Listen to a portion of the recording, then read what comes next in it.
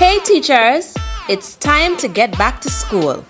No need to dread. Here are 5 creative ideas that you can use or upcycle in the upcoming term.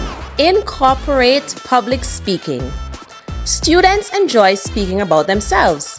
Set up a podium and have them do an all about me presentation. Bring a book to life. Get into a story by dressing up as story characters and dramatize the book.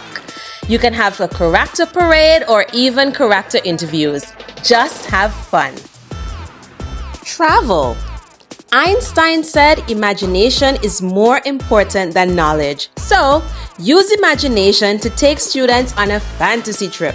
This is an excellent way to connect across the curriculum. Animate your students. Then attach a recording of them singing, reading, or even reciting poetry. Pop some corn and sit back and watch the fun together. Teach your students a new dance.